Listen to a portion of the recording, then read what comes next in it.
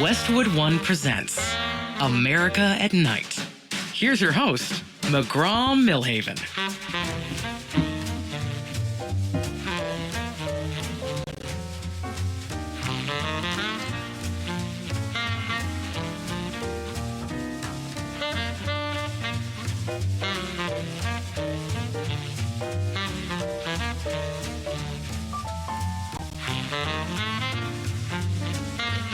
Good evening. Welcome.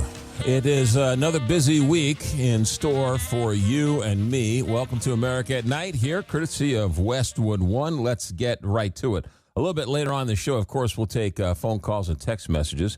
Text your comments to 1-844-2-McGraw, 1-844-262-4729. Of course, that's also the phone number, and we'll take open phones in hour number 3. In hour number 2, there is a young man who went to school to Dartmouth, and it was a very smart gentleman, and he realized at some point in his college career that he was addicted to his phone, so much so that he was really addicted to his phone. He tried to stop numerous different ways, and ultimately sent him on a course in which he finally broke free and broke the addiction from his phone. And then he started doing a little research as to what these tech companies are actually doing to get us addicted to the phone. And he has written a book called Beyond Brain Rot, How to Stop Scrolling Your Wife Away. And so we're going to talk with him coming up in hour number 2. That should be interesting, especially if I don't know if anybody saw that Wall Street Journal story today. Seemed like it was a college football player from North Carolina who wrote a story about how internet gambling on your phone is destroying friendships, destroying college careers, destroying friends, because these people who place a harmless bet on their phone all of a sudden in no time become addicted to it and become an addict, addicted to their phone, and then addicted to the gambling. It's like a double addiction. And so this is a real thing. And colleges are worried, parents are worried. And so the book is called Beyond Brain Rot, How to Stop Scrolling Your Life Away. We'll do that in hour number 2. Hour number 1, has anybody heard of this newspaper or magazine called The American Conservative?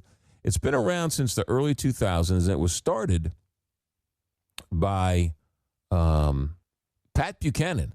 Yes, famed Pat Buchanan of Crossfire fame, CNN fame, Fox fame, of course, speechwriter for Richard Nixon. And the American Conservative, a very conservative newspaper / magazine. And we're going to talk to one of the authors of that, Andrew Day, who has written a article called In Iran, Trump's Luck Has Run Out.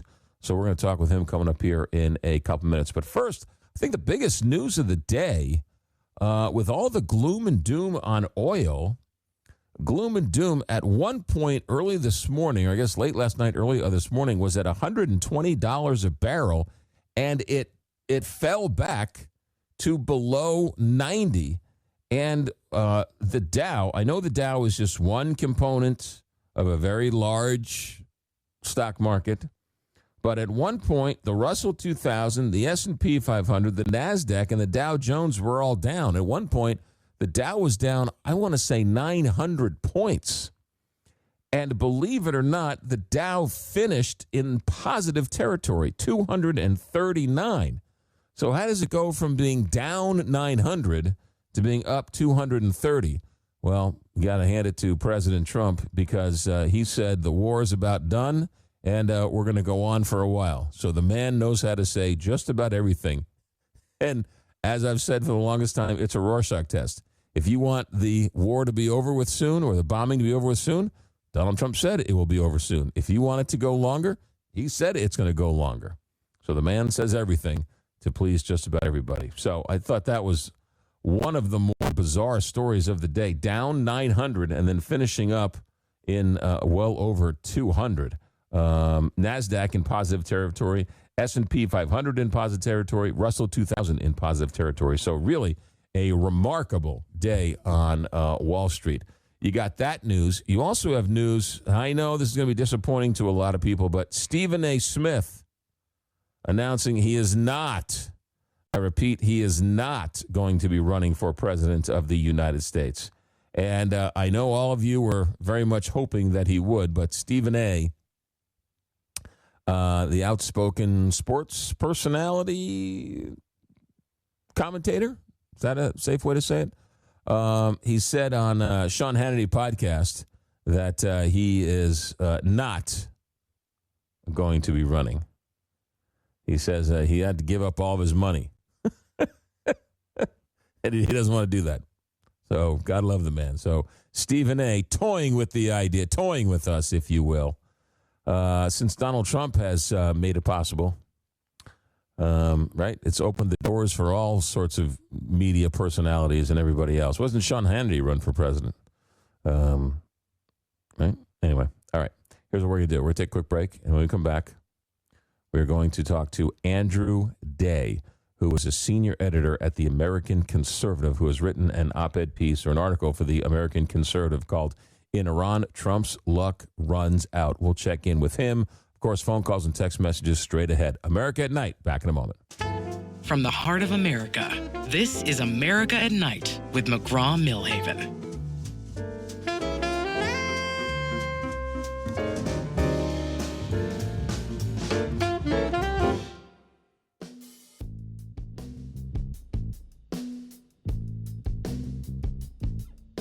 Coming to you from the heart of the nation, this is America at Night with McGraw Milhaven. Thanks for joining us. Text your questions and or comments to 1-844-2-McGraw. That's 1-844-262-4729. Let's welcome in Andrew Day, senior editor of the American Conservative. Andrew, thanks for joining us. Thanks so much for having me. Give us a minute and tell us about the American Conservative. What type of organization and what type of news outlet is it? Sure. So we are a mostly online magazine, although we also do have a print edition that comes out 6 times a year. We were founded by, among others, Pat Buchanan, the famous paleo-conservative author and presidential candidate. And he founded it along with 2 others to oppose the Iraq War in 2002, so before the invasion started. But when people kind of knew we were heading in that direction, they wanted an outlet that was conservative, right-wing, but opposed to the Iraq War before it even started. And it's interesting because to be conservative and to be against the Iraq War was a strange place to be. And over the last, I guess, 10, 12, 15 years, 20 years now or so, being against foreign wars was a very conservative ideal. Yeah, I mean, it might have seemed strange at the time in 2002, after 9/11, when you had the surge of nationalism. And of course, Pat Buchanan and the other writers at the American Conservative were definitely very patriotic. But at the time, people were getting swept up in this nationalist fervor that was being directed toward war, right? So it seemed strange at the time, but actually conservatism has a long tradition in America of being very skeptical of foreign interventions. That got a little changed toward the end of the Cold War and after the Cold War, when people like Pat Buchanan, who actually had been Cold Warriors wanting the U.S. to stand up strongly against the Soviet Union, they were saying, okay, it's time to step back. We don't need to press forward with NATO expansion. We don't need to provoke Russia. The Cold War is over. And then the neoconservatives really started their ascent at that time, where they wanted to spread liberalism and democracy around the world.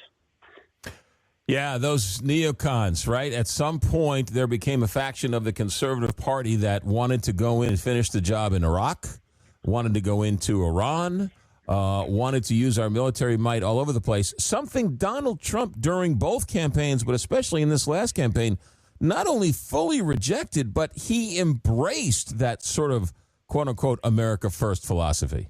Absolutely. In 2016, Donald Trump really distinguished himself among on a crowded Republican primary by railing against the neoconservatives and condemning the forever wars, condemning the Iraq War in particular. That's how he showed voters that he was against the establishment, that he was something different. And by doing that, he empowered this faction of the conservative coalition that is broadly anti-interventionist, not necessarily pacifist, but deeply skeptical, especially of these forever wars in the Middle East. And he, recapitulated that same kind of posture in 2020 and 2024. And now we see that a lot of people in the conservative movement, because Trump made those promises, because J.D. Vance made those promises, they're pretty upset with him right now because of the Iran war. Yeah, we'll get to that in a second because I want to get to your piece because it's a fascinating article in the American Conservative. But Donald Trump saying what he said about being America first, one could argue, and I would, that a lot of independents and a lot of liberals voted for Donald Trump because he was very pro-American and or America first. So you saw quite a bit of crossover. You saw people who voted for Obama, but also voted for Trump for that very reason. And, he sounded, if you close your eyes, he sounds a little bit like Bernie Sanders sometimes. Yeah, there definitely was some crossover, and a lot of similar social dynamics that led to the popularity of Bernie Sanders also led to the popularity of Donald Trump, at the same time. A lot of people who just wanted change, who are fed up with the establishment, they voted for Obama because he was the person who, in their view, was most credibly promising change. And then 2020, they voted for Donald Trump or Bernie Sanders because they saw them as the change agents. Absolutely. Yeah. So in your article in the American Conservative, in Iran, Trump's luck runs out. What happened? Who got to Donald Trump? Did the neocons weasel their way back in? How do you see this, Andrew Day? So as I was saying, Donald Trump railed against the neoconservatives and against the forever wars. But if you look at his rhetoric closely, it's not always consistently anti-interventionist. For example, he talks about how the Russia-Ukraine war wouldn't have started on his watch because that started on the watch of Joe Biden. But if you read the statements closely, Trump often says, it's because I'm so tough. Russia wouldn't have wanted to mess with me. And there might be some truth to that. But he's had a lot of statements over the years in which he basically just comes out and says, I'm very militaristic and I'm not opposed to wars. I'm opposed to losing wars and I'm opposed to dumb wars. So it's kind of a mixed bag. He's always wanted to present himself as someone who was at least willing to possibly go to war. Perhaps he wants to do that because he feels it gives him some leverage in the game of great power politics. And also in his actions, he's sometimes been an interventionist, I think we have to admit. So no, he didn't start any major wars in his first term, but he did get out of the Iran nuclear deal. So we were seeing an inkling of some Iran hawkism then, and he imposed maximum pressure sanctions on Iran, even though the Iran nuclear deal had been working. He killed Qasem Soleimani, an Iranian general who was like an icon in Iran. And then now, of course, last year he struck Iran in June, toward the end of the 12-day war between Israel and Iran. And then more recently, on February 28th, he launched what is now a full-on war in Iran. So it's not totally unexpected, although I do think it's clearly incompatible with some of the promises that he made, especially on the 2024 campaign trail, when he and J.D. Vance were saying, vote for our ticket because we're going to make sure we don't get into World War III. We're not going to have forever wars in the Middle East, stupid wars that don't serve the American national interest. In my diagnosis, this Iran war clearly does not serve the American national interest, and so they've broken their pledge by launching it. And I don't know if you want me to get into that article at all, but I think one pivot point here that's worth paying attention to is the military raid in Venezuela. That was a stupendous military success. Maybe we haven't seen fully all the consequences of that as we keep an eye on Venezuela, but for now it looks like it basically worked. A lot of the anti-interventionists, woke up one morning and saw, we went into Venezuela. I had been opposed to that, but it only lasted a couple hours, and they got Maduro, the president at the time of Venezuela. No American casualties. It seems to have been fine. And Trump, I think, was extremely emboldened by that. I mean, the reporting on this is pretty clear. Some reporters have even said in conversations with Trump, they get the impression that he thinks he's invincible following the incursion into Venezuela. And after that happened, he started to be more bold in talking about other kinds of interventions he might want to engage in. He started talking again about Greenland, for example, about other Latin American countries like Cuba, and also about Iran. And so I think this latest adventure in Iran has a lot to do with that. I think Trump was thinking he was going to go in, have some quick military strikes, take out Khamenei, the Iranian supreme leader, take out the leadership, blow up a bunch of buildings and military sites, degrade their capabilities, and in a few days he'd be able to get out. Obviously, that's not what happened. Iran, so far, their regime has survived. Yeah. So you think because of the success, quote unquote, of Venezuela, he's been emboldened and thinks, Oh, all of this is going to be as easy as Venezuela. Yeah, I think he thought that going into Iran, maybe he didn't think it would be quite as easy. It's kind of interesting because back in January, some of this Iran war rhetoric started heating up. These tensions started heating up. People started to realize, okay, maybe Trump's going to go back into Iran. But then he held back because CENTCOM, that's the military command that's in charge of the Middle East, they were telling him, we have a lot of military assets in the Middle East, but we don't have enough to do what you're imagining. We can't do decisive strikes because Iran is much more militarily capable than Venezuela. They have a lot of ballistic missiles. They have cruise missiles. They can hit back. And we have a lot of bases in the Middle East that they could hit. They could also hit Israel. They could hit our Gulf allies. And so CENTCOM commanders, military generals were telling Trump, what you're imagining you want to do can't really be done with our level of military, hardware in the Middle East and troop presence. But of course, since then, they dramatically escalated the amount of material and troops that we have in the Middle East, sending aircraft carriers, putting these air defense systems in the Middle East. And so Trump, it now seems clear, decided he did want to go in. He did listen to the generals who were saying that they needed more assets in the Middle East. And once they were in place, he launched the war. Yeah. His article in the American Conservatives, his article in the American Conservative, Andrew Day's article is In Iran, Trump's Luck Runs Out. I got about 30 seconds real quick. Do you think Donald Trump should have stayed in that Iran nuclear deal? I do, yeah. I think some conservatives are divided on that question, but to me it seems pretty clear that Iran nuclear deal was working. Obviously, the reason some conservatives don't like it is because it was negotiated and signed by Barack Obama, right, called the Joint Comprehensive Plan of Action in 2015. And the reason that I think Trump should have stayed in is because his own administration in the first term was certifying Iranian compliance. They were complying with the nuclear deal. They weren't enriching uranium. And so I think we should have stayed in. Andrew Day, hold that thought. From the American Conservative, he's a senior editor. In Iran, Trump's luck runs out. We'll talk more about this article on the other side. America at Night. Back in a moment. America at Night with McGraw Milhaven.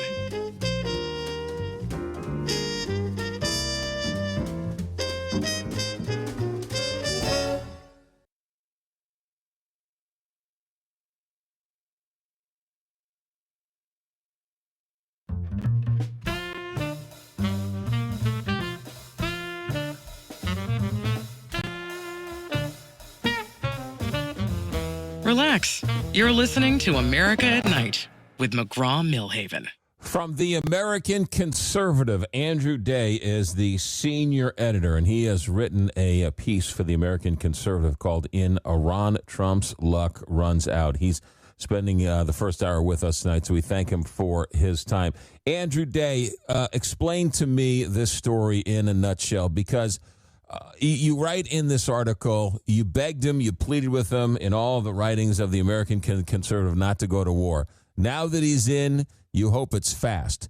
Couldn't it still be fast? Couldn't he get in and get out and decapitate the head and get out? And wouldn't that be good for America? That's what I advise him to do. If he can, declare victory and get the heck out of there. But, he already did a decapitation strike and cut off the head, and then another head grew in its place. So we got rid of Khamenei, and now we have another Khamenei, the son of the killed supreme leader Khamenei. And the new guy is a total hardliner. And, oh, yeah, his parents were just killed.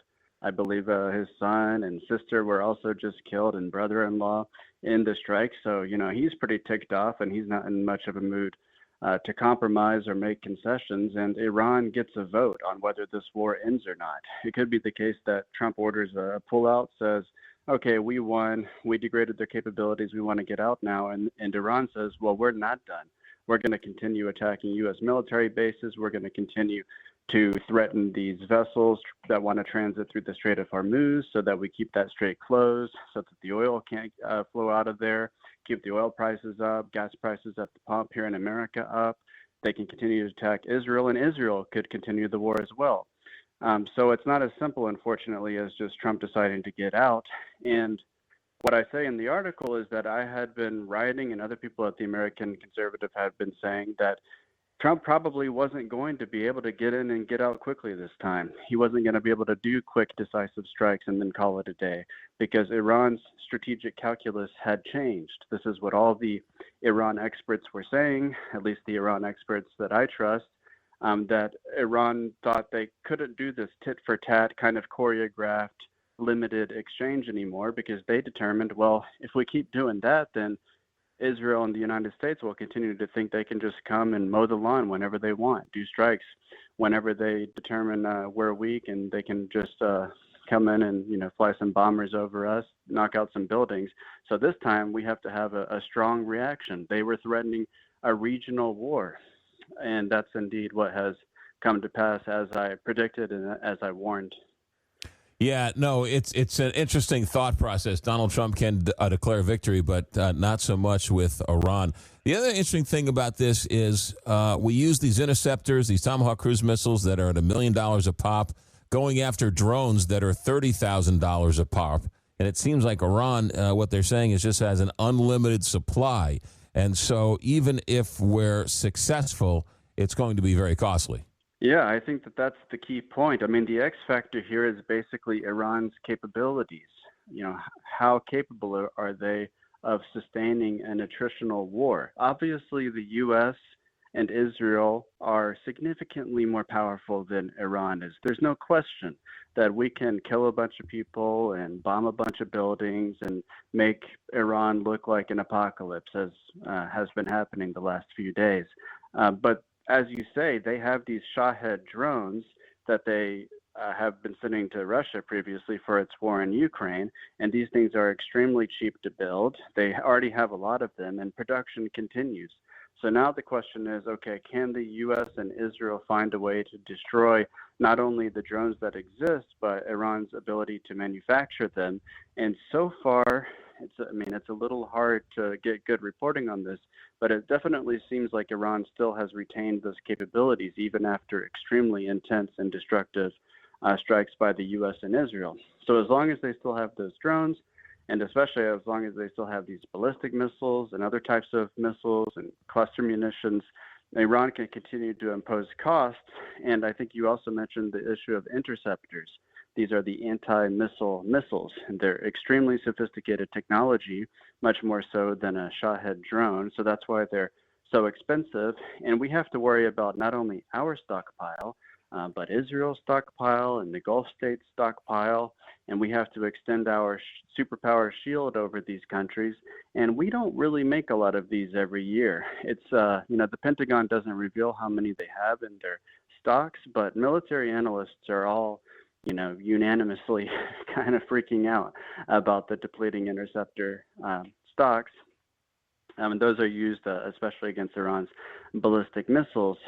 So it's kind of an interesting race that we're watching, a kind of munitions race. Who's going to run out first? And, so far it seems like Iran's goal as a regime is just to survive, to retain the capability to impose costs.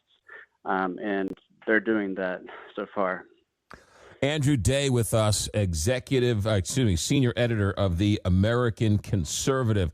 There also seems to be an interesting rift with Israel. Here's my question for you, Andrew Day. How much do you think Netanyahu talked Trump into this? And how much of this rift where they're going after the oil infrastructure and the United States isn't? The United States is saying, I would think, look, these people need to rebuild, and we need to get another government up and running, and so we don't want to degrade their oil assets, whereas Israel's saying we want to destroy it altogether. So it seems like there are two different goals for this alliance. So one, how much did Netanyahu talk Trump in, and talk about the different strategies of the two partners? Yeah, I mean, that's a great question. I might take it in reverse and just emphasize that you're right to sense that the U.S. and Israel have divergent interests when it comes to Iran, right? So the U.S. does have an interest in making sure Iran doesn't get a nuclear weapons capability. That's why I think it was a bad idea for Donald Trump to get out of the Iran nuclear deal, because that deal, even though it was limited, it didn't address, every possible concern. It did make sure that Iran couldn't enrich uranium to weapons grade. Israel has a different interest. For them, Iran is a major rival in their region, and they perceive it to be a major threat, and they perceive it to be an obstacle to their goal to get regional hegemony, to kind of dominate the Middle East, because they feel like they live in this rough neighborhood. Everyone in the neighborhood hates them, so they want to make sure all of their neighbors are extremely weak. Right? So I think Israel wants to turn Iran into like a Syria or Libya kind of situation, just complete chaos, state collapse, so that Israel has freedom of movement over Iran and around the Persian Gulf, and Iran can't do anything about it. That's very different, as I said, from what the U.S. interest in. And the reporting has been clear, to get to your first question, that Benjamin Netanyahu was really a prime mover in getting Trump to this decision to launch a war against Iran. It was Trump's decision. Trump bears responsibility for it. But the New York Times, Wall Street Journal, Washington Post, all the major papers have been very clear that Benjamin Netanyahu was constantly in contact with the White House, with Trump and J.D. Vance and Rubio and others. He was going to the White House more than any other national leader, and was pressing consistently for war in Iran. Also, there's a lot of people in America who really like Israel a lot, and they support Israel. And, whenever it looked like Trump was going to try to get a nuclear deal with Iran, they would freak out and say that this was, a terrible idea. Whenever he did something hawkish on Iran or made some sort of hawkish statement, he got a lot of positive reinforcement from them. And if you go back to the June strikes during the 12-day war, Operation Midnight Hammer, when we struck 3 nuclear facilities in Iran, Trump afterwards, in an interview with the Daily Caller, he straight up said that he did that for Israel, right? I mean, he was very candid about it. We've seen some similar kinds of statements, not to that extent, but from Marco Rubio, for example. This is also corroborated in some newspaper reporting that, Israel essentially dragged us into this war because they were saying, okay, we're going to go in anyway. We're going to attack whether you join us or not. And Trump felt for that reason that he needed to join the attack. So Israel is definitely a huge part of the story. I do think that the U.S. and Israel have extremely different interests. I don't think that we want Iran to collapse and to send a bunch of refugees to Europe, or to become a kind of breeding ground for terrorists, and to expose our partners in the Gulf states to this danger, like we saw after the Iraq invasion went south. We don't want that. And as you say, this has been reflected in the different ways that the U.S. and Israel have approached targeting in Iran. To some extent, this has been coordinated between the U.S. and Israel, and it's planned, where the U.S. is going after military capabilities and Israel is going after military leadership. But we also saw these strikes by Israel on these oil depots, and that's what's producing all of these kind of insane, hellish, apocalyptic images of fireballs and smoke in Tehran, which is a city that's about as big as New York City. Even Lindsey Graham, who's like the most hawkish member of Congress, who's definitely been pushing Trump to attack Iran, he came out with the statement today saying, actually the U.S. doesn't want to see that, because as you say, that's critical infrastructure. And if Iran, at the end of this, if they're still under sanctions, they're going to have trouble rebuilding. And if all of their infrastructure is destroyed, I mean, what's Iran going to look like? It's going to take many years and a lot of money that they don't have just to get this back up and running as a stable society. So I agree with your insight that, the U.S. and Israel diverge, and Israel is approaching this war in a way that's consistent with my theory that they would be totally fine with just complete state collapse. Maybe they would, in some ideal world, prefer to install a pro-Israel, pro-American leader in Iran, but that's probably off the table. The opposition groups in Iran are very weak.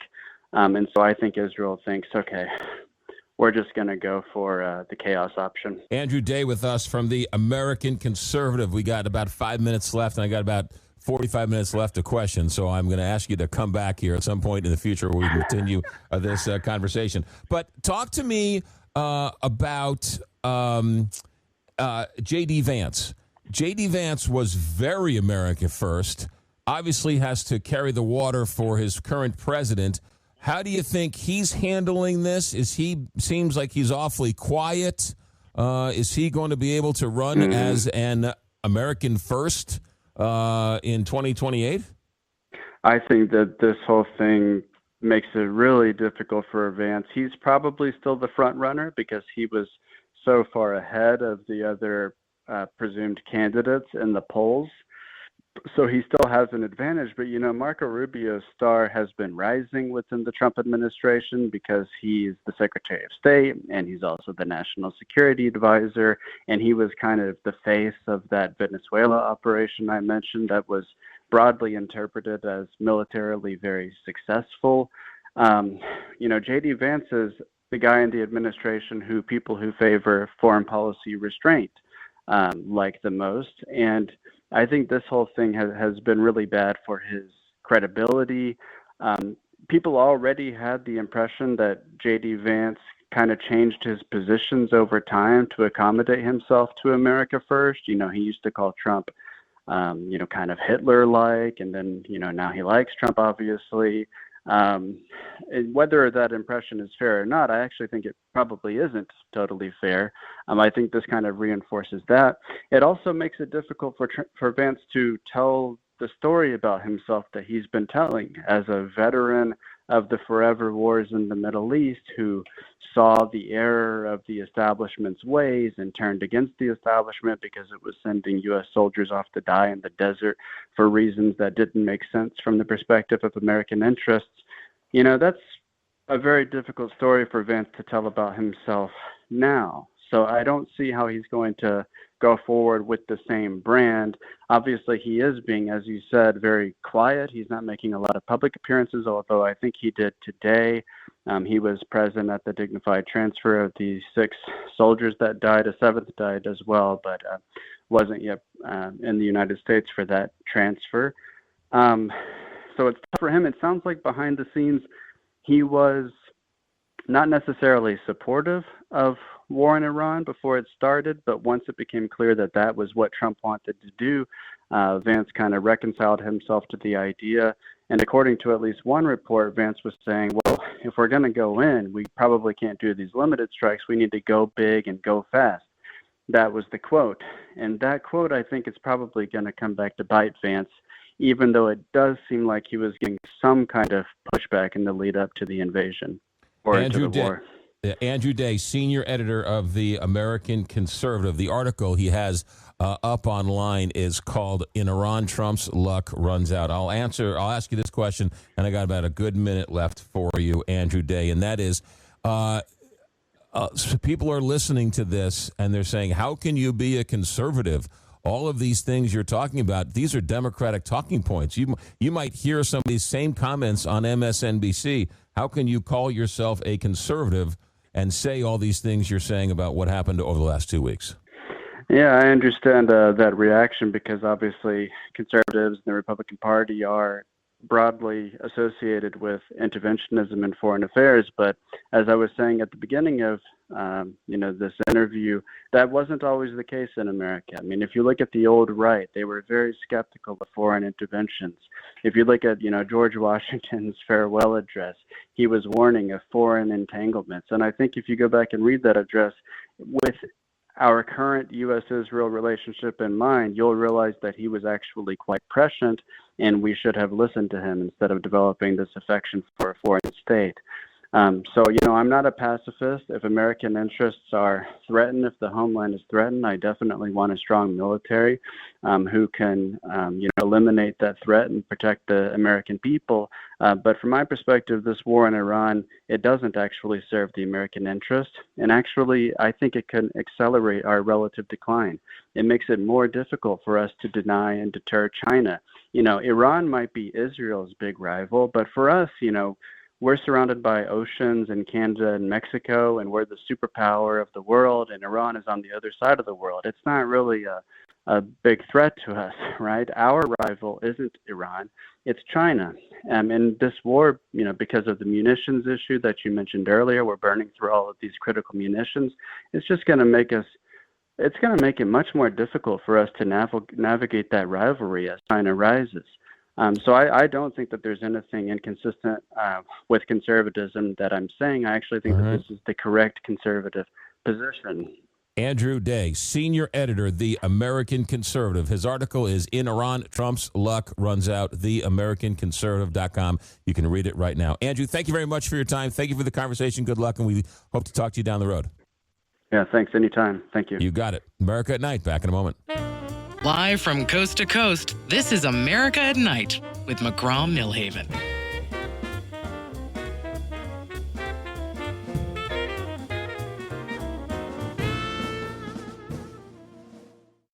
Are officially done with hour number one. Stay right there.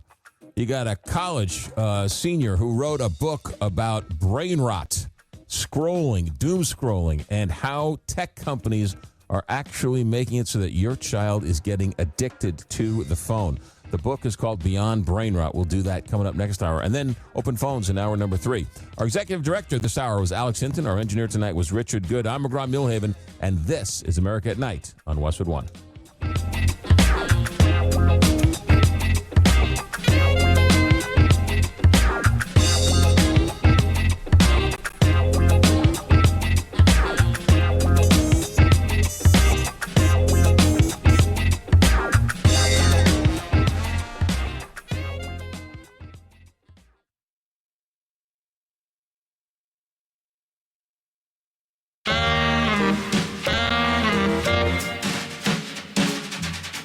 Westwood One presents America at Night. Here's your host, McGraw Milhaven.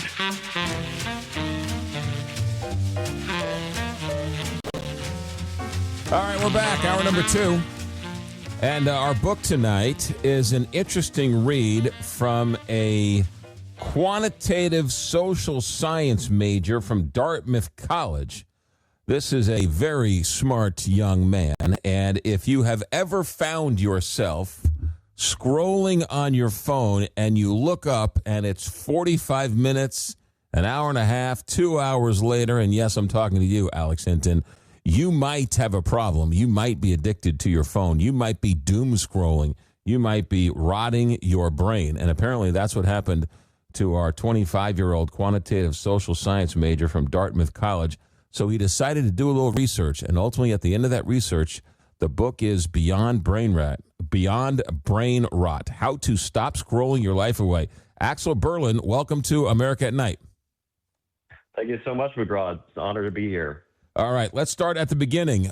You say that you were an addict. How bad was your addiction? What happened? I would just say it's extreme, like several hours of optional screen time per day growing up. I mean, it's just, that's kind of how it was growing up in Gen Z. Everyone got smartphones at an early age, and then the schools were giving out iPads. And it was just kind of the Wild West in those days, and no one really realized that it would have a downside. And I was really into video gaming too and all that. So, and it just kept going on throughout COVID until I had kind of a wake-up call, which I'm happy to get into. And when I really realized there was a problem and became determined to quit it and tried everything until finally finding something that worked for me. And that's what I share in my book. Yeah. Sure. So let's go back though, because you obviously didn't scroll your whole life away. You ended up going to Dartmouth, so you obviously had some brains. You obviously put the phone down long enough to do your homework, or you did enough homework on your phone and your tablet to sort of get into Dartmouth. So obviously you're a smart kid. Obviously you've got brains. But looking back now, take me through when you realized now, looking back, when those addictive behaviors started to happen through the prism of what you know now. Well, I would say that, smartphone addiction, internet addiction, it's quite different from something like a drug addiction where it'll interfere with your entire life and like basically ruin your life, where it's you can do kind of your bare minimum necessities. You could do what's requested of you. You do your homework and you can kind of study for a test right when it's most needed. But your free time and like the time to yourself to really do hobbies and get ahead, that's really when the the social media addiction can strike. And I think it's honestly almost more nefarious because you don't realize how big of a problem it is and how much it's holding you back because it's not quite like other addictions, but it can be, yeah. Yeah. I know myself that on the rare occasions when I've left my phone at home and I've gone to work, it literally feels like someone cut my arm off. And I get anxiety, I get worried, oh my goodness. And you realize at that moment, right, when you don't have that pack of cigarettes next to you, when you don't have that phone next to you, just how addicted you are to these things. Exactly. It's almost hard for me to believe there was a time before all this where people didn't really have the internet at all, and we're just we're using paper maps to get around, and calling people to meet up at certain times, and all that just completely transformed how we live. And I almost feel like it's being a fish swimming through water doesn't realize it's in the water. It's just that omnipresent. And in today's day and age, if you try like a big digital detox where you try going without all these stuff at once, it's really crazy. It's like and miraculous. I've found a very different state of existence. Axel Burlin is the author, Beyond Brain Rot, How to Stop Scrolling Your Life Away. What was your rock bottom moment? That's a good question. I said for me, it was in the shower during a full day of COVID where I was basically scrolled the entire day away. I mean, everything was online. You couldn't go and meet your friends. And so just that happened the entire day. And then when I got in the shower is the only place you can't bring your screens, right? So I finally had a moment to my own thoughts, and I realized, wow, what am I doing right now? Like, I need to make a serious change. I'm scrolling my entire life away, and I need to fix this problem that I have. And that's, yeah. So the only thing that broke you was you had to shower. I guess you could say that. I guess that's when I had the realization. And I don't know if I was broken, more so just determined to change this habit, which a lot of people consider as kind of a first world problem, but I see it as a far more serious thing that can really add up and compound over time. And it's worth addressing because it can take hours of your life every single day. Yeah, and what you did was you went, and since you are a researcher by trade, you went to do a little research on what Silicon Valley is actually doing specifically, purposely, to make these things more addictive, because it's more addictive the better it is for them, just like the way the tobacco companies made the cigarettes more addictive. Axel, hold that thought. We're going to take a break. We're going to come back. We got lots more to get to. The book is called Beyond Brain Rot, How to Stop Scrolling Your Life Away. Wait until you hear what the tech companies do to get us hooked to these things. Stay right there. America at Night, back in a moment. America at Night with McGraw Milhaven, where the nation comes to talk.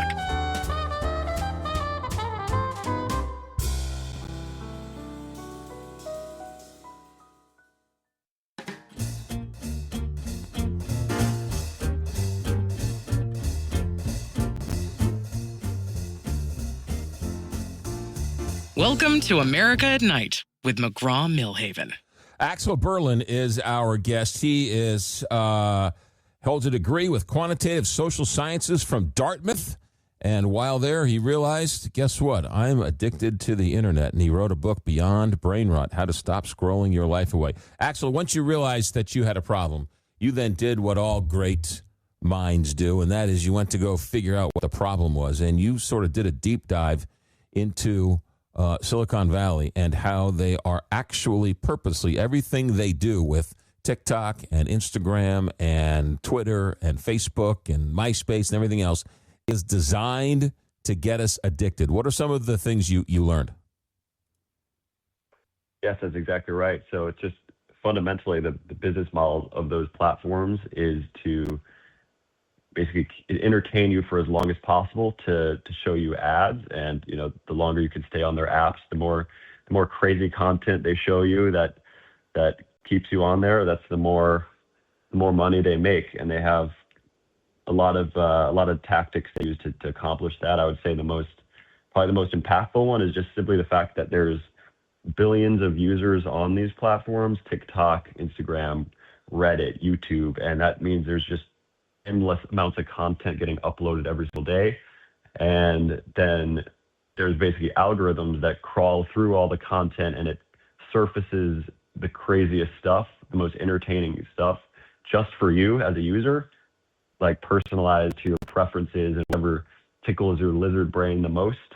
And that's what it shows you. And it's just like crazy stuff. I call it, brain rot content that keeps you on there. Very like extreme sensationalism, basically. There's a reason why it's short, and there's a reason why it dings. Talk about that for a moment. Yeah, so it's almost slot machine-esque, where it can kind of overwhelm you with these little short clips of shiny content. And I think part of that is it's like an intermittent reinforcement. I don't know if you ever heard of B.F. Skinner. He was this behaviorist psychologist, and he found that if you put a rat in a cage and you give it, and if you try to teach it to pull a lever to get a pellet of food, if you give the pellet in an intermittent schedule, like every third one, and a random feedback like that, it gets a lot more hooked. So if you basically keep pulling the lever of your phone and scrolling, seeing which little clip of content gets your fancy, it's gonna create that sort of schedule rather than having more longer form type content, if that makes sense. Yeah, it's really quite fascinating. Let's go back to the beginning, because Facebook, you would post something or you would accept a friend, and then you would only see what your friend posted, right? And your friend would only see what you posted. But somewhere along the line, they started sending you things you didn't sign up for.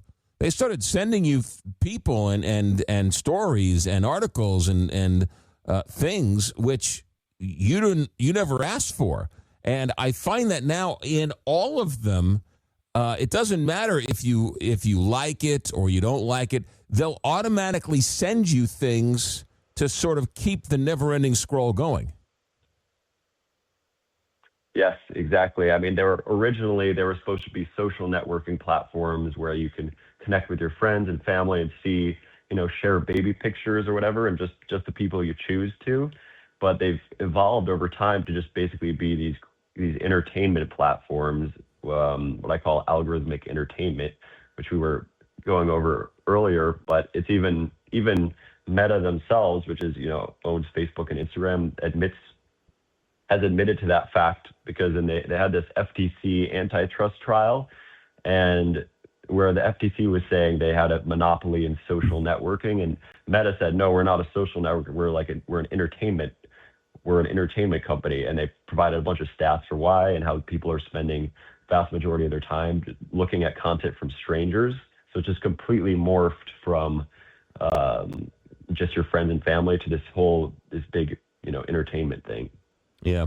The murder of Charlie Kirk, as tragic as it was, I think it was a touch point for a lot of people. I had, I guess, heard of Charlie Kirk. I didn't know much about him. The only place I saw him was on my social media feed that they would send me. And then when he died, it seems like they ramped up the anger. And if somebody said something inappropriate about Charlie Kirk, that was then elevated to be shown more so that people could get upset. And then, of course, you had other people who were praising Charlie Kirk, and then that was elevated to then. And it was almost like the algorithms themselves purposely created the controversy over the Charlie Kirk murder. Absolutely. That whole thing was just completely horrific. It's just almost the worst possible example you could have of how these feeds were first of all broadcasting this murder throughout this. It was all over the place online on these algorithms, and it's horrifying for anyone to have to see that. and then like you said, kind of manufacturing this controversy, surfacing these people's crazy opinions just to outrage you, and because the more outraged you are, the more time you're spending on their platform. So that's exactly right. It's like a rage bait type dynamic, which is really really unhealthy. Yeah, it's also the two different worlds, right? You watch CNN, you watch Fox, you watch the local news. They say, we want this video's too graphic. We won't show you, right? And yet on Facebook, they showed you the actual murders, right? There are Facebook lives that actually have real murders that they live stream, and nobody thinks twice about this. Don't get me started on the whole sexual exploitation, because I might go to Twitter to look for a score or see what someone's thinking about a ball game, and I'll get 2 comments about a ball game, and then I'll start getting pornography ads basically through my feed, something I've never asked for. I mean, it's gotten to the point where it is absurdly, ridiculously awful. Yes, and it's just, they can't, a lot of them have policies against that stuff, but they can't move quick enough really where stuff will take off. These crazy clips will take off, and the algorithms are so fast. I mean, there's no human editors, obviously, so stuff just gets spread like crazy, and they'll try to stamp it out, but it'll just keep popping up, and that's why you can get some really heinous stuff on there. Yeah. I know they say, Alex Burlin, who wrote the book Beyond Brain Rot, because we'll get to the next segment, we'll get to the things you did to sort of break your internet habit. But I know they say that Axel Burlin, by the way. Oh, Axel Burlin. I'm sorry. I apologize. There are so many people. All good. There are people who say that the social media companies, there's so much content, they can't take it down fast enough, and they're doing everything they can to regulate the content. I don't buy that for 1 second, because have you ever tried to upload a copyrighted song to YouTube? YouTube won't let you, right? So they stop the copyrighted music from getting there, but the picture that's manipulated for a 5-year-old who is somehow naked, they can't figure out a way to stop that, but they can figure out a way to stop a copyrighted song from being uploaded? I don't buy it. Yeah, you make a good point. I haven't thought of it that way. So maybe, yeah, it's tough. Right? I mean, it's the Napster, right? They shut down Napster. Whoa, you can't have Napster. But you can certainly have all these other, you can have a murder of Charlie Kirk on a video feed I wasn't even looking for. And all of a sudden I see this thing, and it's not me. I'm a 59-year-old man, right? It's bad enough for me. But the 10-year-old who's shopping for their homework or looking for mascara, all of a sudden is then brought into this nightmare. I don't buy it for 1 second. These are the smartest people in the room. They can do anything. You're going to tell me that they can't stop this stuff from happening? I don't buy it. Axel Burlin is our guest. Beyond Brain Rot is the book. The Beyond Brain Rot: How to Stop Scrolling Your Life Away. Axel, how do people get the book? It's out everywhere. Amazon. You can get it your order at your bookstores, and yeah. Yeah, okay. Bookstores everywhere, also Amazon. Beyond Brain Rot: How to Stop Scrolling Your Life Away. When we come back, Axel will tell us what he did, how he broke his habit, and what he thinks about all these schools and states now saying you're not allowed to bring your phone to school. The book is Beyond Brain Rot: How to Stop Scrolling Your Life Away. Axel Burlin is our guest. America at Night, back in a moment. You're listening to America at Night with McGraw Milhaven.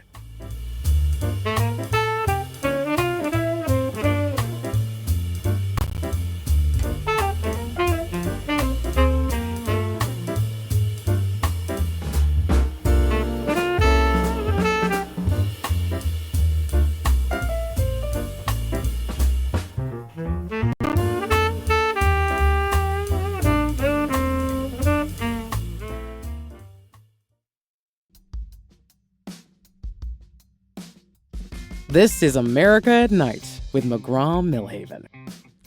Are you at the dinner table and your son or daughter can't put the phone down, and you tell them every single night, don't bring the phone to the table, and every single night they continue to scroll?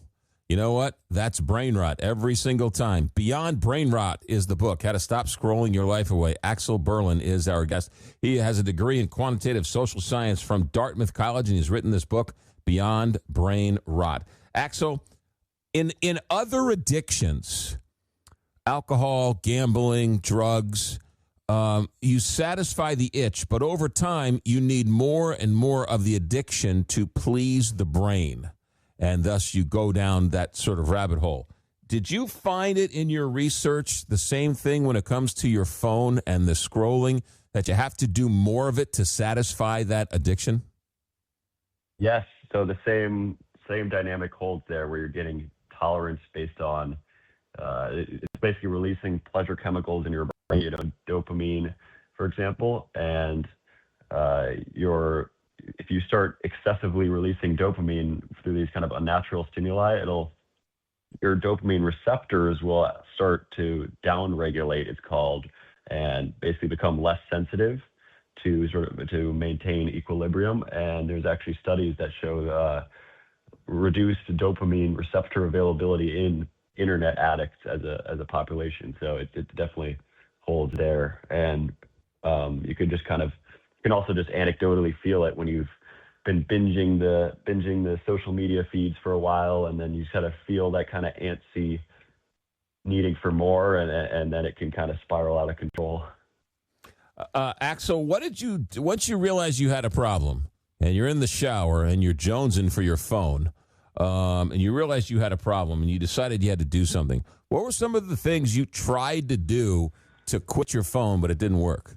It was a lot of stuff, and it's one of those things where when I first set out to try to solve my problem, I was not set on writing a book or anything like that. I was hoping there would be some sort of product out there, like a lock box, which I tried, where you literally lock your phone to your screen and put a timer on it to keep you from it, for example. Or like there's a lot of software apps that try to fix your habits by limiting stuff, or even one that like grew a tree. The less you use your phone, the more that this little digital tree grew, and you were supposed to care about the tree enough to not do it. But I just found that trying all these stuff, none of that products actually worked for me, and I had to kind of develop more of a psychology-based sort of framework, and really defining the problem with clarity, and then figuring out how to quit it permanently. And so that's what my solution tries to do, and it's kind of a simple way to do that without any of the sort of fancy frills attached. Well, yeah, it's just because when you try and quit smoking, right, and there are some people who can have one cigarette a month, and there are other people who can't, right? So you just not have any, or a drink, right? There are alcoholics who say, if I have one drink, I will go back to what I was. But with your phone, right, you actually need your phone. There are good things about your phone. So you have to be able to have a different type of relationship with your phone. You still have to have a relationship with your phone, just in a much more productive way. Right. Yes, exactly. So that was the first part of my book, is about defining the problem, because as you said, there's tons of helpful uses of the internet. Like if you want to, it's a lot easier to do your online banking on your phone rather than going to, physical locations and stuff. So the way I defined it was with this concept of algorithmic entertainment, where the platforms that make money, the more time you spend on them by presenting you these endless feeds of crazy content, that's really what you're trying to cut out. But this stuff is kind of everywhere nowadays, where it's, all of social media, it's on YouTube and Reddit, and even like the LinkedIn homepage, or in lots of news sites are like this too. And so I basically, once you kind of consider deeply what the problematic technology is, and then you list out all the problems, you can kind of clearly draw a line about what you want to cut out of your life. And that's what I did. How did the lockbox work, where you put it in a drawer and put a timer on it and couldn't get it for X amount of time? How come that didn't work? That sounds like a good idea. No, it does sound great, but the problem is you just after a while you lose the motivation to put your phone in the box every day. I mean, it's also completely, if you want to text someone urgently or use the Google Maps, like you said, it's a little bit of an extreme that doesn't let you use the helpful parts of the internet. So it's not really a sustainable way, but it can be kind of refreshing in a moment to just completely unplug still. Yeah. What do you make of these schools that are now banning phones, and they're getting pushback from the parents saying, I need to be in constant contact with my child. This is a safety issue. You can't ban the phone. What do you make of this ongoing fight?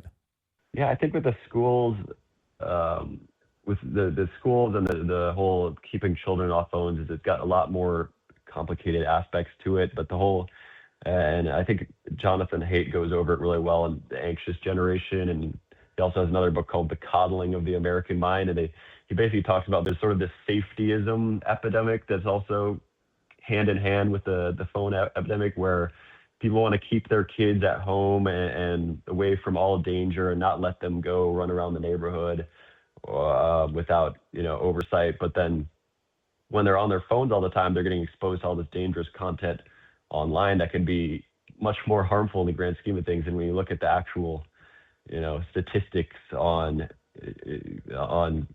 kids getting harmed because they don't have their phone on them at school, it's just very, very different. Yeah, the pedophiles are online. The pedophiles are on your phone trying to talk your teenage daughter into sending them nude photos, right? The park might be the safest place for your child to be, not in their room on their phone or laptop. Exactly. And just people, I just don't think people have kind of caught up to the dangers that the internet poses, and versus like the low crime rates really in actuality when you look at the statistics today in common places like schools and stuff. Yeah. Do you see this? We got a couple of trials going on right now. Facebook is involved in a trial. There's a couple of other trials going on right now.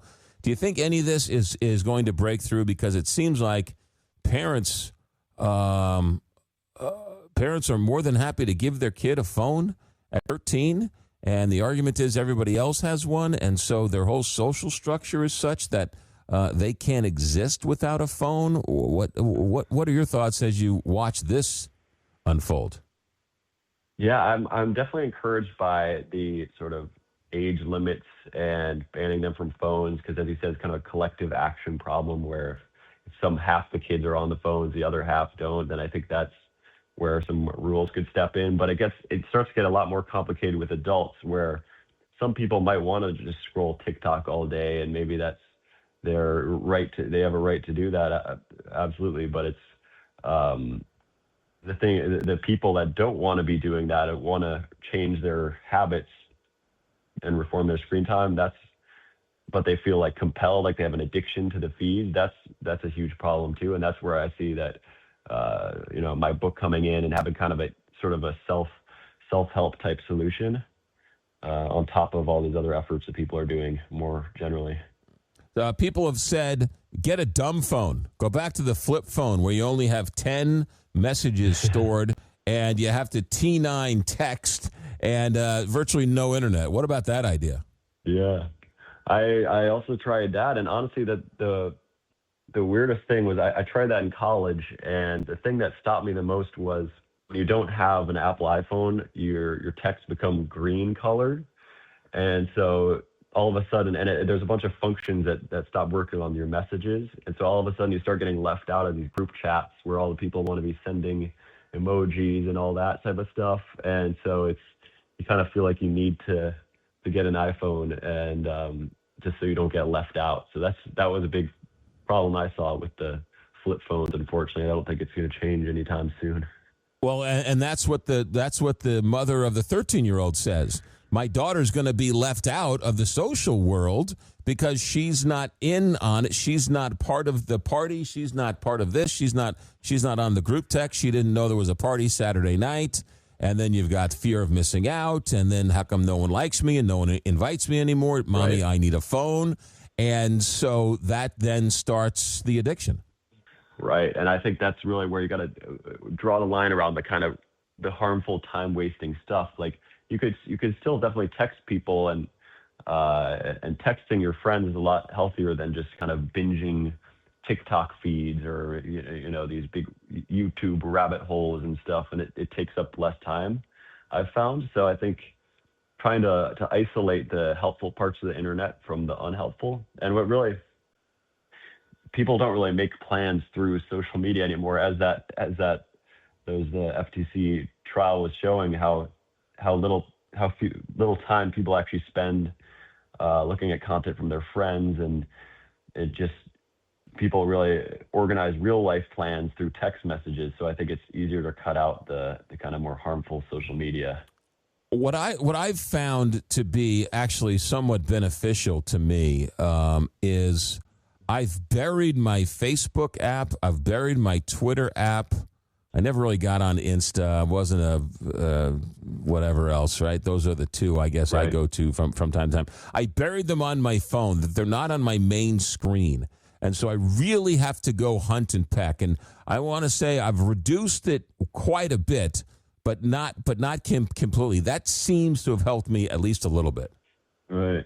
Yeah, that's good for you. And another little hack would be deleting them off your phone and then just pulling it up on your laptop if you really need to, because that's a lot. You're not carrying your laptop around you at all times, but you can still check it for if you have, certain real life uses to it beyond just, binging the feeds, and maybe that could work.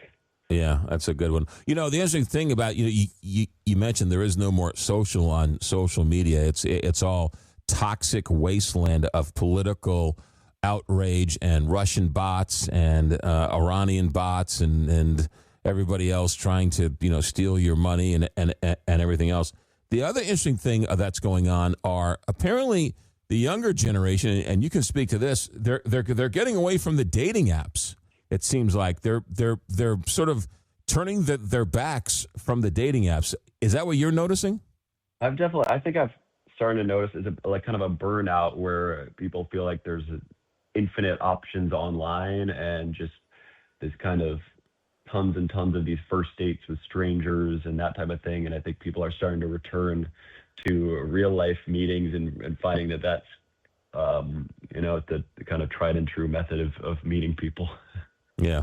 It's. I wish the whole thing would go away. And when it first got started, I was like, I wonder how long. Right? Remember when they started? Who really cares what I had for lunch today? Why are you posting about what you had for lunch today? Well, that could only last for so long, and that's when That's when they then started the whole politics side of it and the angst side of it, and then they had the whole anger side of it, and they just started down the rabbit hole. Axel Burlin is our guest. The book is Beyond Brain Rot: How to Stop Scrolling Your Life Away. Axel, this is your first book. Since it came out, what's the reaction been like?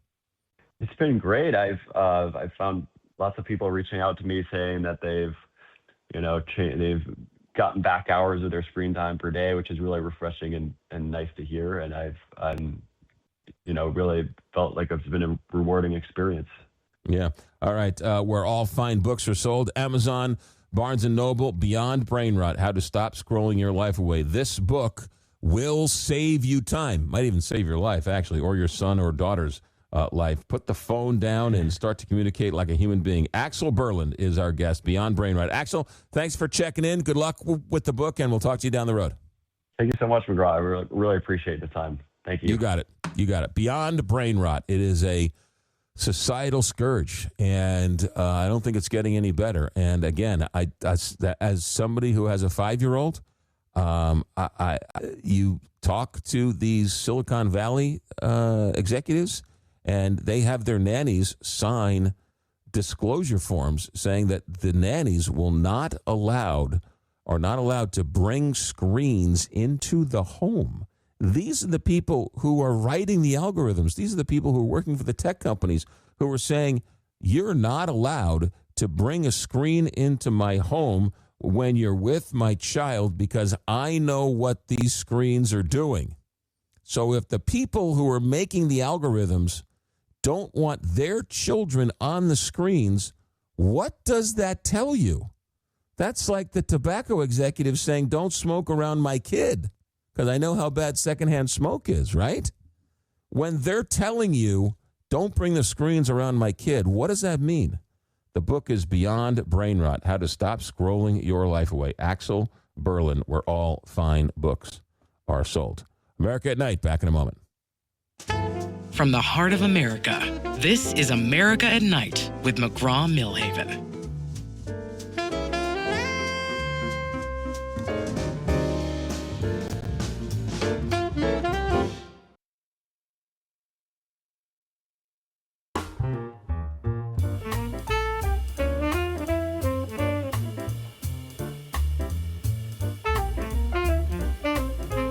Join the nightly conversation, America at Night with McGraw Milhaven. There was a story this morning as I was getting ready for the interview with Axel. There was a story this morning in the Associated Press that was talking about how Gen Zers are so frustrated with their phones and are so disillusioned by their phone and what they're seeing on their phone that they're putting their phone down and they're picking up what they're calling grandma hobbies, knitting, gardening, needlepoint, crochet, pottery, origami, even blacksmithing.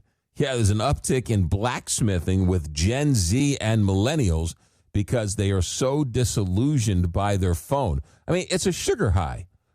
I'm just as guilty as everybody else. It's a sugar high. You do it, you can't sleep, you're up, you're waiting for a doctor's appointment, you got 20 minutes, you got 10 minutes, right? It's a sugar high. And when you're finished, you feel like you just had a bowl full of ice cream. It's a sugar high. It's not satisfying. It was satisfying when you're reading it, but the minute the bowl's done, you're like, oh, I feel terrible. Oh, my goodness, I just ate a whole bag of potato chips. I feel terrible.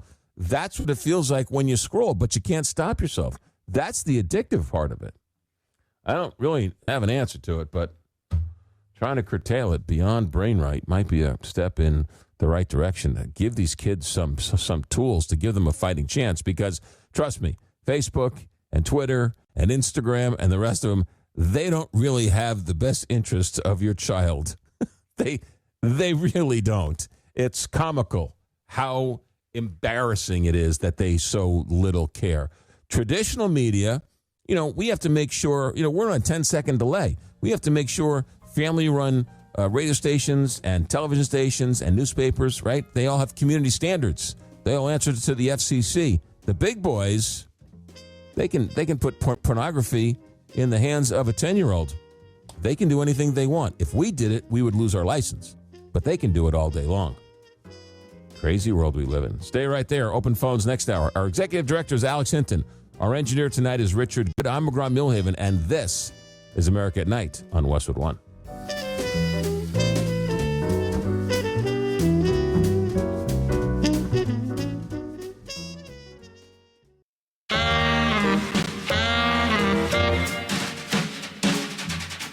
Westwood One presents America at Night. Here's your host, McGraw Milhaven.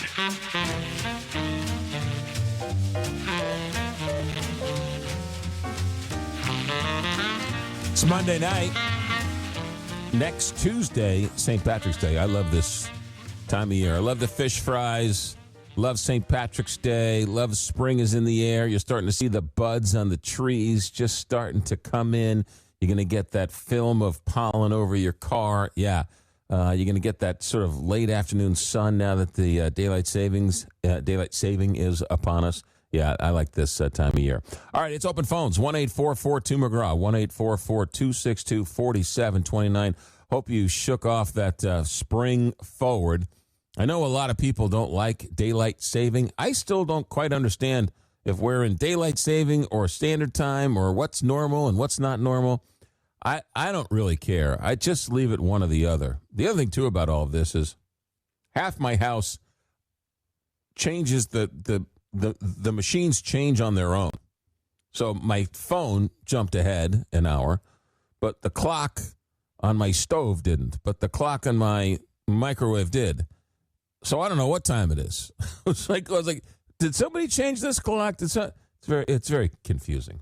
I'm just not that smart. The text line is alive and well, 1-844-2-McGraw, 1-844-262-4729. I got one phone call over the weekend that I'm just so very confused by. Somebody in Tennessee texted in, you want to spread a lie about Miss Nome? Tell us about that creepy Swalwell. I was defending Christy Nome. What's this guy talking about? I was one of the few who said that question about her having an affair with Corey Lewandowski was completely inappropriate. I was defending the woman. Even when I'm sticking up for Christy Nome, I get yelled at. Holy mackerel. Here's another one from Frank in College Station, Texas. If you have some time to kill on May 9th, that's our barbecue cook-off down here in Texas. Would love to have you come as a celebrity judge. You know what, Frank? If I was anywhere close to College Station, Texas on May 9th, I would head over to that barbecue cook-off because I am a barbecue enthusiast.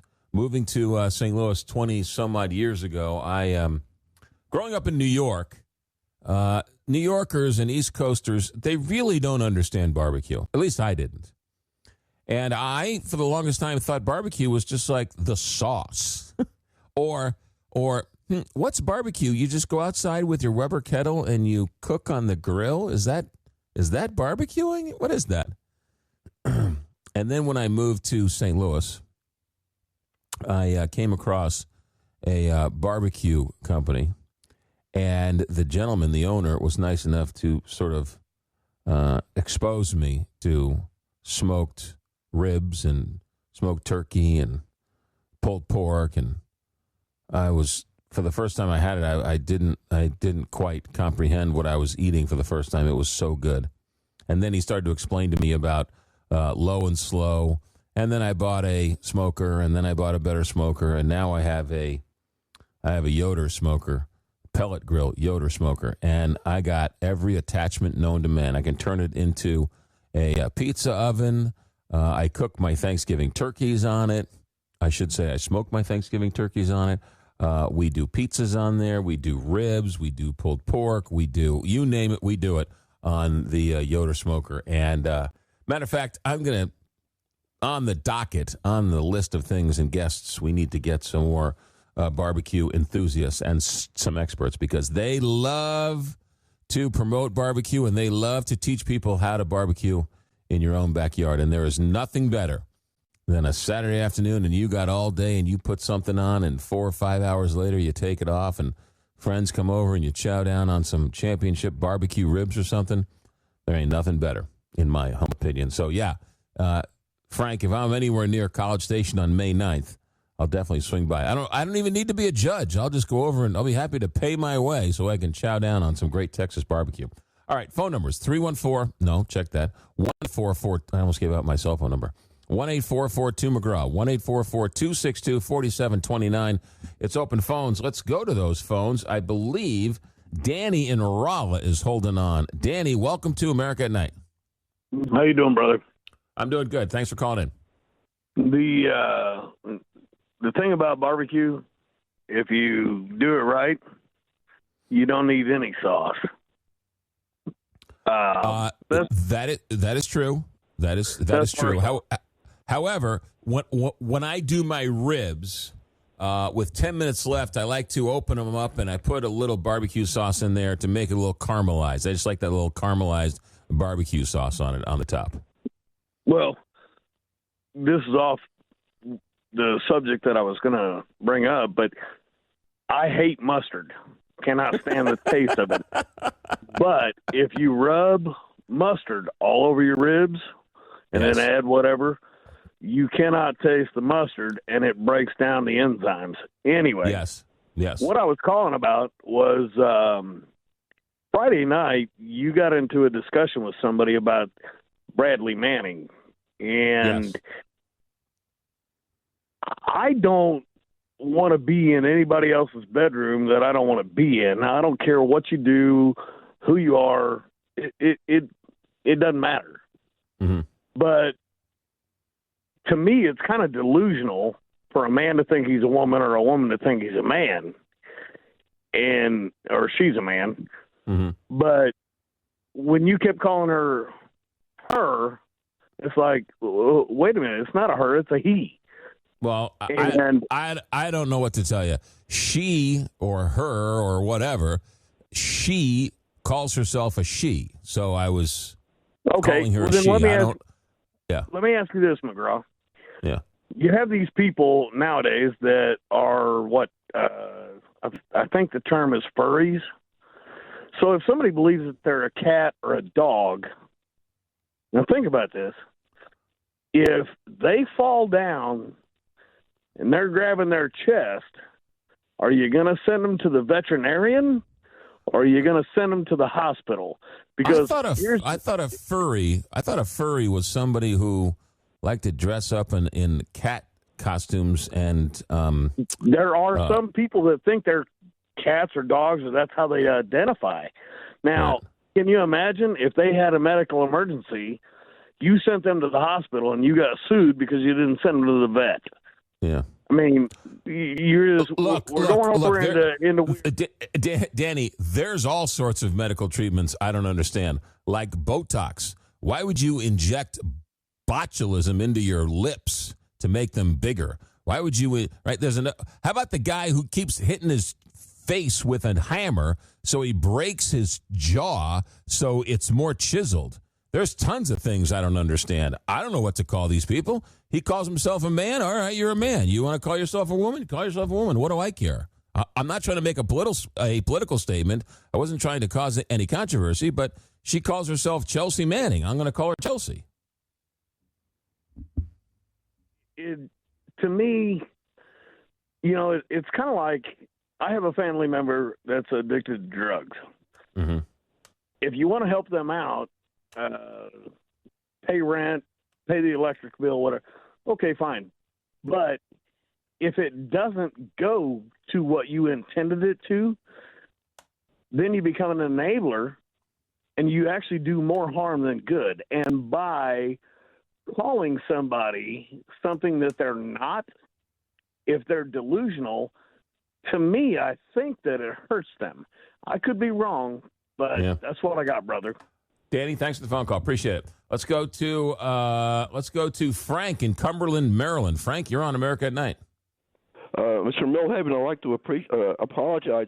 I may be in your doghouse because I had my radio on when I called in before, but I have to listen to two of your shows. I'm listening to one show on the telephone, and I'm listening to another show on the radio because of the way the shows are broadcast. But you might be bad. Forgive me. You might. Yeah, no, all good, Frank. Thanks for checking in. Okay, appreciate it. On Friday, Andrew Scott Cooper was your guest. He's written a book called The Fall of Heaven. And he was talking about Iranian history. He left out the most important part of Iranian history. I was shocked. Did you ever hear of Mossadegh? What was that? Mossadegh, he was a democratically elected head of Iran. They had a democracy there in the 1950s. And the CIA, Alan Dulles and John Foster Dulles, overthrew Mossadegh. I think he was killed. Okay, so that's not his fault. That's my fault. His book was about the Shah of Iran, and we only had 45 minutes with the gentleman, and so I wanted to focus on the Shah of Iran and what happened from 1979 before the revolution. What was it like when the Shah was there? Now, it's got a 2,000-year history. I can't do 2,000 years in an hour, so I apologize. I couldn't get to everything. Okay, well, you don't have to apologize, but people should know that there was a democratic government there. The U.S. overthrew it, and they installed the Shah of Iran as our puppet. That is true. There is a lot to be said for that. Yeah, no, you're exactly right, Frank. Yeah, thank you, Frank. Okay, appreciate it. And keep on listening. Yeah, he's might be listening an hour behind, but I do appreciate you keeping us honest. Let's Catherine, Denny, Ken in Emerson, Washington. Hold that thought. We got to take a break. America at Night. Here are the phone numbers. 1-844-2-McGraw. 1-844-262-4729. How do you hate mustard? 1-844-2-McGraw. Text your comments. Give us a call. We got a couple lines open for you. America at Night. Back in a moment. Join the conversation. Call 844-2-McGraw. America at Night with McGraw Milhaven.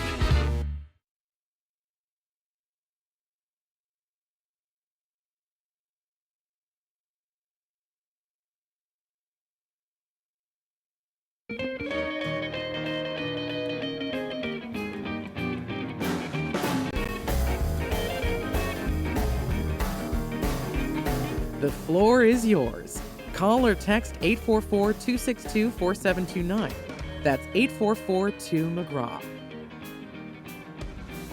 All right, we got lots of texts coming in. Don't forget the text line, 1-844-2-McGraw, 1-844-262-4729. I'll talk those text questions, those text comments next break. Let's go to Catherine in Vancouver. Catherine, you are on America at Night. Hey. Hi. You said something that before I take your drive down this road, I want to ask you, what the heck is a rubber kettle? Is it like a hot water bottle? A rubber kettle? Yeah, I think you said that. Did I say a rubber kettle? Yeah, I think you said it when you were talking about barbecuing. A rubber kettle? Yeah, I think. No. I said a Weber kettle. Oh. Weber, a Weber kettle. Weber, okay. Weber, yes. I can get the wax out of my ear. Yes, the Weber kettle, what America grew up on. Still a great thing. That's how I learned how to smoke meat, was on a Weber kettle. Wow. That's old kind of school. cool, hey?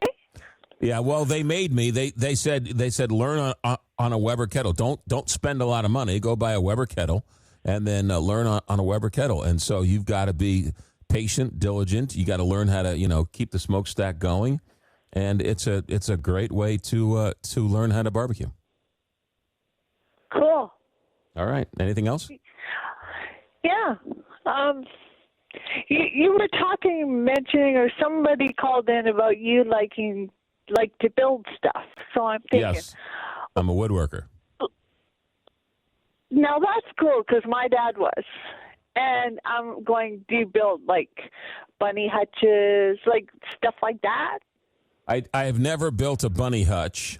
I have built chairs and tables and mantles and more chairs and coffee tables and bread baskets and all sorts of things. I also, when my little one was born, I built her a bassinet, a swinging bassinet, which is my pride and joy. I know that God, someday my grandchildren will be rocked to sleep in that by my daughter. So yeah, no, that was during COVID.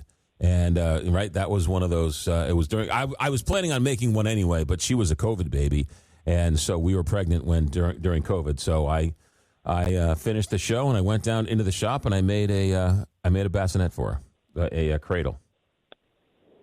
Did you do a dollhouse or anything like that? I did not do a doll. When you get a little child, the time in the shop dwindles quite a bit because. You have to sort of change diapers and everything else. So I haven't been able to spend as much time as I would have liked in the shop, but I always have plans. I always have ideas. I always got plans. Catherine, thanks for the phone call. Appreciate it. A doghouse is actually it's on the drawing board. I have plans for a doghouse. I think that might be feasible. I also have a pergola or a trellis on the docket. I just built. That's not true. I built some flower beds in the front of the house. No, I think working with your hands is so important today. And I'm not saying I'm not. Who am I? I'm just a joker on the radio. But to me. Working with your hands. Look, we spent a million years developing into what we are today. And the last 5 minutes, we've been making a living without our hands, right? But for all the rest of humanity, for all that time, we had to do things. We had to survive on our own. We had to kill the animals. We had to cook the animals. We had to build the tents. We had to build the houses. We had to tend to the horses, right? We had to build the barns, build the fences, all those things for a million years, 2,000 years, and 3,000 years. And in the last 5 minutes, we've stopped working with our hands. And there's no greater satisfaction, to me anyway, spending an afternoon in the workshop building something, doing something. Heck, that's why humans love to go to the hardware store. They love to fix a broken toilet, or they like to fix the furnace, or the lights out in the living room. And can you fix this lamp? It's something in our DNA. And when we lose that, we lose a part of our DNA. And so I would recommend everybody get a hobby, work with your hands, whether it's crocheting, knitting, woodworking, making pasta, ironing your clothes, doing something with your hands, because it is it's how we are built. Catherine, thanks for the phone call. Denny in St. Louis, Ken in Washington. We'll take your phone calls on the other side of the break. We got the text line going. We got phone calls. We got it rocking tonight. 1-844-2-McGraw, 1-844-262-4729. If you're thinking about calling, don't be afraid calling. I'd love to hear from you. Love first-time callers. More with America at Night continues after this.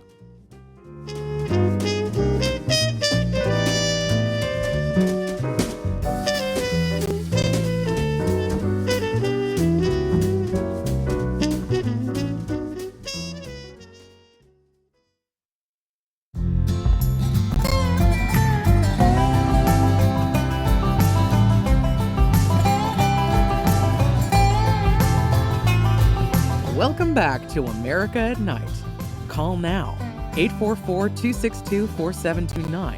That's 844-2-McGraw. All right, we got people waiting on the line way too long. Denny in St. Louis, thanks for holding on. Welcome to America at Night. Good evening, McGraw. Just Good little advice. Spend as much time with that little girl of yours you can get in the wood shop when she gets grown up. No, I agree. The reason why I called, though, is we really have no moral high ground now. Going into Iran, Russia can do whatever they want with Ukraine now that Trump's basically relaxed sanctions on Russian gas. If Trump isn't in bed with Putin, I just don't, I don't understand how from one administration to another, we just do a complete 180. Yeah, well, I think everybody knew what they were getting with Donald Trump. They were getting somebody who was going to be friendly to Vladimir Putin. That's what people voted for. I don't quite understand it myself. I mean, there's people who call him, what's going on in Iran what's going on in Ukraine is nothing short of just pure evil. But we have no moral high ground anymore because basically, Trump's doing the same thing to Iran. So, it's kind of sad, but that's what I wanted to tell you. Have a good night. Right. Thanks for the phone call, Denny. I wouldn't necessarily say it's the same thing. There was a reason to go into Iran. They have been a sponsor of terrorism for years. It was a preemptive strike in a sense, I guess. I guess it was preemptive, if that's the administration's. If I'm taking everything the administration said and sort of boil it down to one sentence, I guess they're saying it was preemptive. And there's arguments for and against that, but I think the most sympathetic and plausible argument that the administration would give is that it was a defensive move and it was preemptive. Whether that makes sense, whether that's right or wrong, again, we'll just have to wait and see. Denny, thanks for the phone call. Ken in Emerson, Wisconsin. Thanks for joining us, Ken. Hello. Is that me? That is you, Ken. Go ahead. You are on the air. Well, it's Tim. Tim, I apologize. That's Alex. Chloe's got to get the ear wax out of his ears. Yeah, I don't know. I told him a couple times. You heard it first. Anyway, I'm going to go on the lighter side here and talk about barbecue. Yes, please do. I have two pellet cookers I have a green egg, and I have a Weber kettle. Okay. I use the Weber kettle far more than anything. That's interesting. So you use the Weber kettle more than you use your big green egg. Yes, I do. And you use your Weber kettle more than your pellet grills? Yeah, I do. Wow. Wow. And go ahead. actually, I'll tell you what I'm going to do is a guy just got like the premium Blackstone. Yeah. Griddle with the air fryer and all the stuff. I almost said a bad word there. And he said, I don't like it. I don't like it. And I said, you can take one of my pellets and the green egg, and I'll take that one. He said, yep, I'll do it. So you traded a pellet grill and a big green egg for a Blackstone. It was. I just went and priced that one, and it was $9.89. Yeah. Yeah, those Blackstones and are. Was like, you get the small ones for a couple $100, or the Cadillacs for $1,000. Yeah. Yeah. And I was like, I'll do that. And he only used it once. Yeah. What's your Tim? What's your go-to? What's your signature barbecue play? Oh man, that's hard. I will tell you what, it's the easiest thing to do is the flanken style ribs. Okay. You got to season them right. You got to do them, and they take you like 3 minutes, 4 minutes to cook. I'll tell you what I really like doing on the Weber grill, though, is the way my old man did chicken. And that was just salt and pepper, and he sprayed them, and he had a lot of fires, and somehow he didn't burn anything. He sprayed them with fire. Did he smoke them, or did he just cook them? He just cooked them. He sprayed them with butter, McGraw. And the flames would be firing up, and I'm like, those are going to be burned. Yeah. You know, looking at a 6-year-old, nope, they were never burned. They were cooked good. It was, I mean, I grew up in a lower middle-class family, so we ate cheaper cuts of meat. Yeah.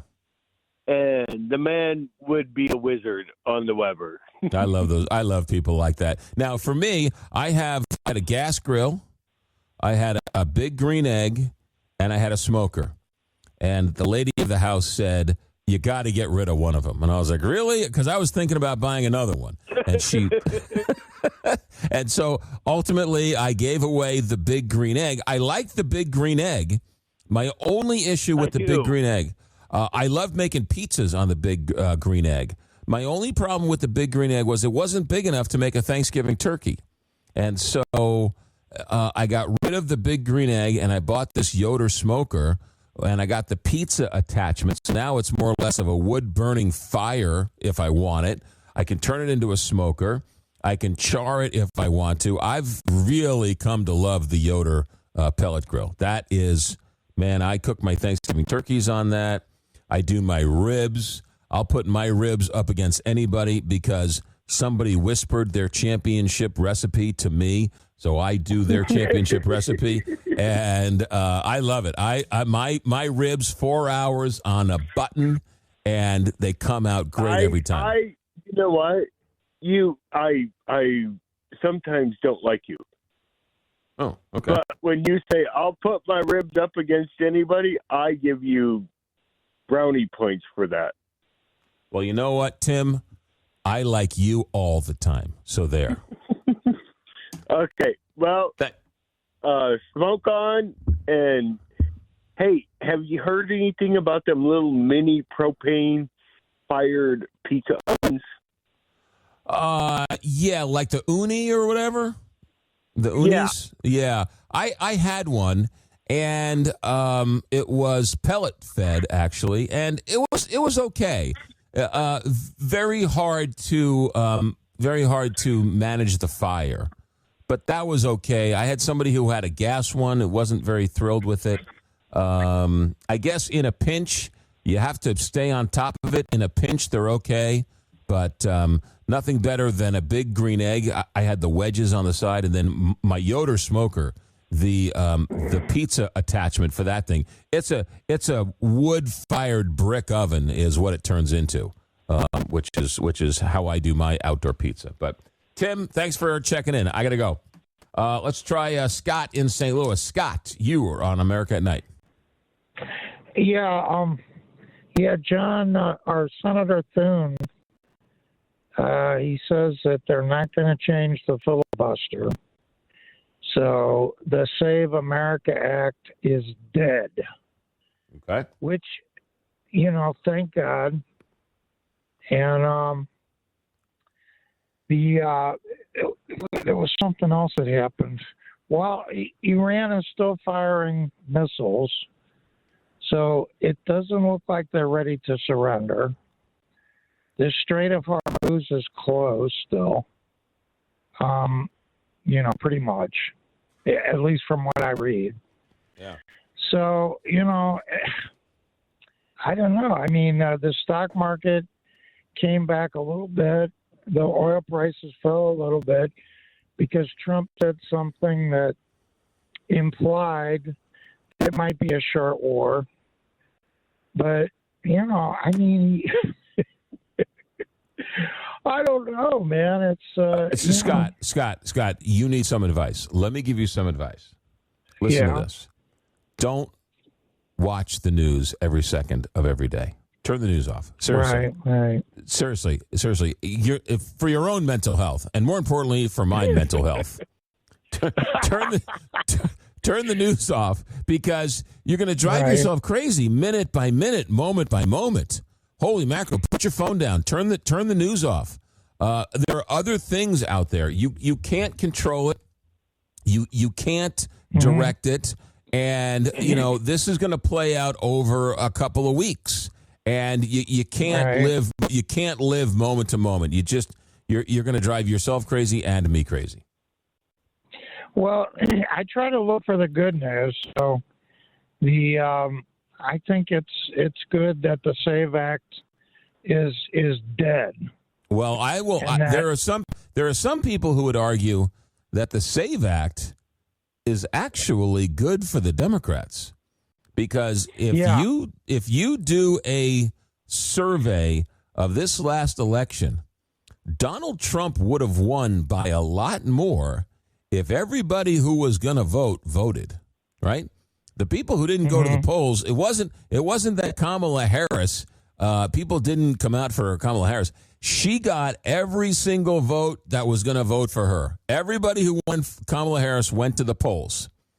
Donald Trump, however, there were a lot of Donald Trump supporters who supported him, who didn't bother going to the polls, who couldn't figure out how to go to the polls, who had to work and whatever.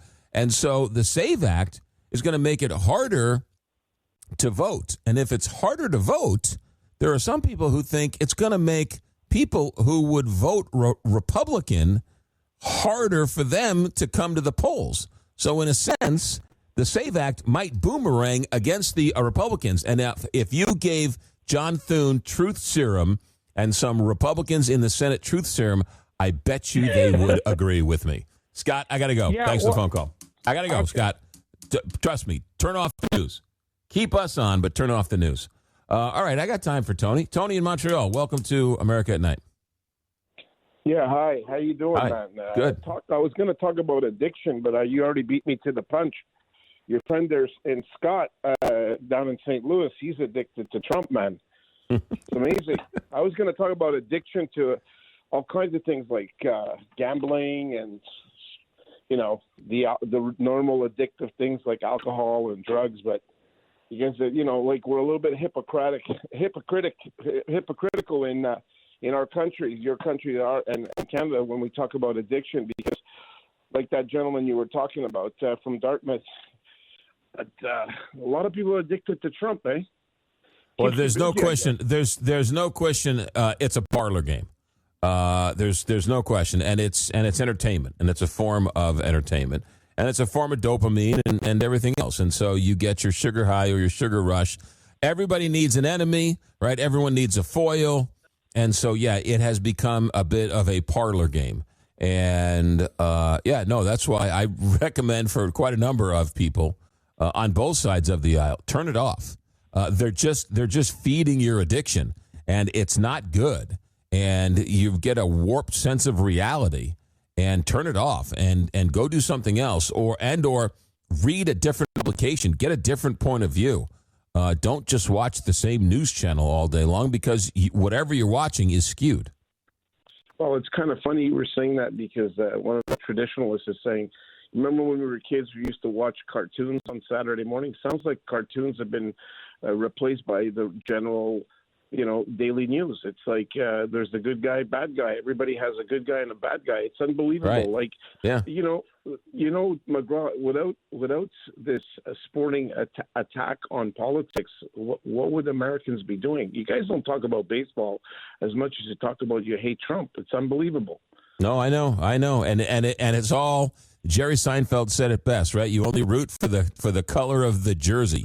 And when Donald Trump grew up a Democrat, right? He was a Democrat until he ran for president, and he was in New York. Yep. Right, and then he was a Republican. And so, right, and J.D. Vance was against Donald Trump, and everyone hated him. Now they love him, right? Liz Cheney, everybody loved Liz Cheney until she went against Trump, and now all of a sudden she's, it's amazing how you are just on the team you're on.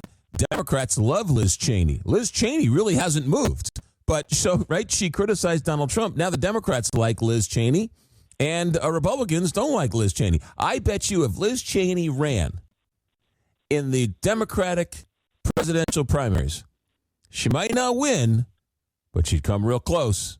I think a lot of Democrats would vote for Liz Cheney. Tony, I got to go. Thanks for the phone call. America at Night. Back in a moment. From the heart of America, this is America at Night with McGraw Milhaven.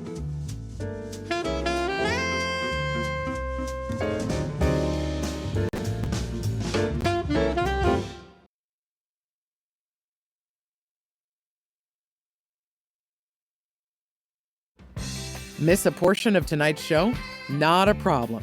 Go to americaatnightlive.com to find a replay of every show. All right, a couple of text messages for you before we head out. This one's from Washington State. The guy you had on the first hour from someplace called conservative something or another was far from conservative. That was the American Conservative, started by Pat Buchanan. His name was Andrew Day.